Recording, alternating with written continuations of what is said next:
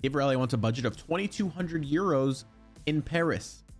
I'm not from Paris, but I think I can figure this out. So we'll use a Paris website, and it looks like for the cheapest you can find, it's going to be a studio, and it's about 900 to 1,500 euros. We're going to start at the low end, 900, because you're not working with a very big budget here. You can't afford a lot to rent. You may even consider splitting the rent with somebody else, somebody that you're close with, a friend, because it's going to be very tight. We also need to take taxes into account. Paris has about a 24% tax rate, so you're going to be looking at about 1,667 euros after taxes. You can see already it's getting very tight. One benefit we don't have is a car payment, car insurance, rental insurance, things like that.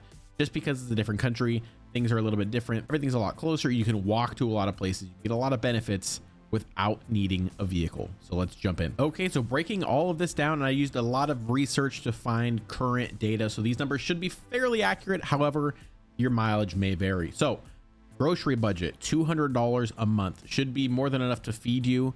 It's going to be tight. You're not going to be eating a lot of your favorite foods, I'm sure, but a lot of, as we say in the United States, beans and rice, rice and beans will help you stretch your food budget a long way. Electricity, about 100 euros a month. I'm sorry if I said dollars before, but 100 euros a month. Water, about 60 euros.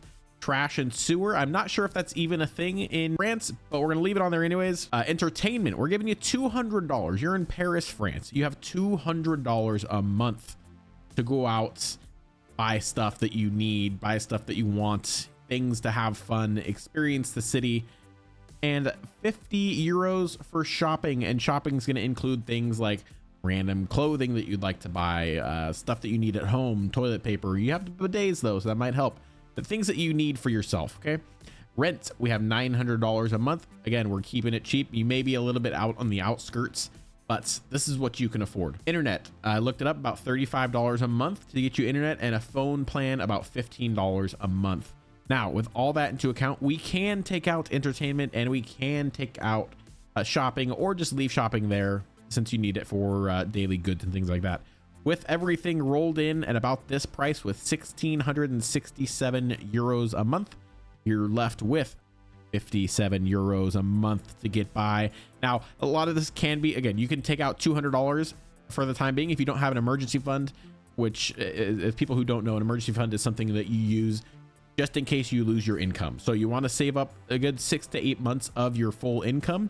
So in this case, your emergency fund would be 10,000 euros for your emergency fund if you plan on living with this income for quite a while. So at your current income, take away your entertainment, and if you really stretch everything thin and just really stay tight on this budget, the way to see how long it's going to take to get to your current emergency fund is take the emergency fund, divide it by how much extra money you have per month. So in this case, it's going to be 257 euros.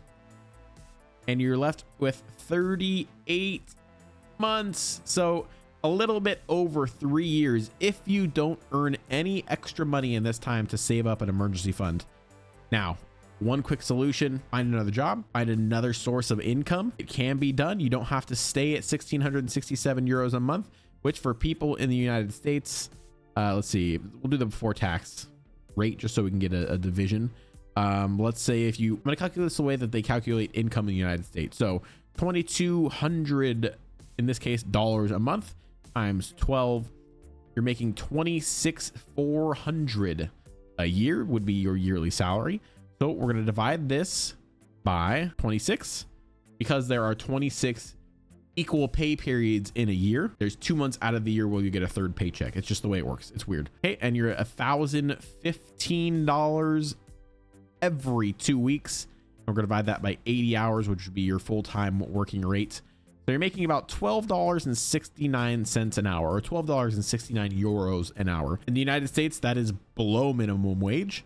However, you can see in Paris, France, if you're earning less than minimum wage in the United States, you can live, you can get by. It's kind of incredible. The big thing is the rent here.